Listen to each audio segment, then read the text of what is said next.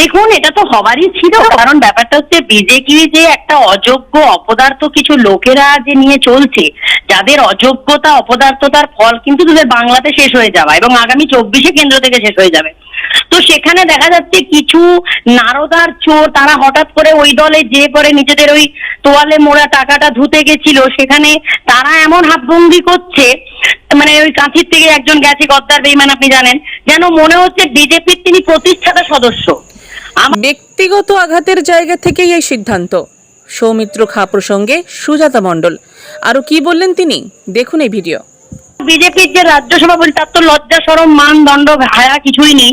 তাকে প্রতিনিয়ত তার বুথের কর্মী থেকে শুরু করে তার দলীয় নেতৃত্ব যেভাবে গালিগালাজ করছে, তাতে তার পদ ছেড়ে দেওয়া উচিত। তিনি পদ আঁকড়ে বসে আছেন, আসলে মুখ্যমন্ত্রী না হওয়ার শোকটা ভুলতে পারছেন না, সেখানে ভাবছেন রাজ্য সভাপতিরা গায়ে টিকে থাকি। তো এদের মতন অযোগ্যদের ফেস দেখে, এবং আপনি আরেকটা যদি আপনারা সোশ্যাল সাইট এখন ভীষণ পাওয়ারফুল, সোশ্যাল সাইটে বিজেপির নেতা নেত্রীদের রোজ যে মানে আপনার নোংরা অপকীর্তি কুকীর্তির খেলা রোজ যে মানে সোশ্যাল সাইটে ভাইরাল হচ্ছে, এসব দেখে কোনো ভদ্র মানুষের পক্ষেই বিজেপিতে শ্বাস নিয়ে মানিয়ে চলা কষ্টকর। আমার মনে হয় সেসব অযোগ্য অপদার্থ নেতৃত্বদের প্রতি সৌমিত্র খান এবং মানে যেহেতু উনি পশ্চিমবঙ্গের মানুষের প্রতি একটা দায়বদ্ধ ছিলেন, একটা রাজ্য যুব মোর্চার প্রেসিডেন্টের মতো হেভিওয়েট পদে ছিলেন, সেখানে কোথাও ওনার বাংলাবাসীর প্রতি এবং সাংসদ হিসেবে ভারতবাসীর প্রতিও কোথাও একটা দায়বদ্ধতা আছে।